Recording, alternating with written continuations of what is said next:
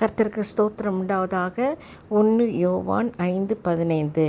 கேளுங்கள், அப்பொழுது உங்களுக்கு கொடுக்கப்படும், தட்டுங்கள், திறக்கப்படும் என்று சொன்னது போல நாம் எதை கேட்டாலும் கர்த்தர் கொடுப்பார், அதை செவி கொடுப்பார் என்று நம்பிக்கையோடு நாம் இருக்கிறோம்.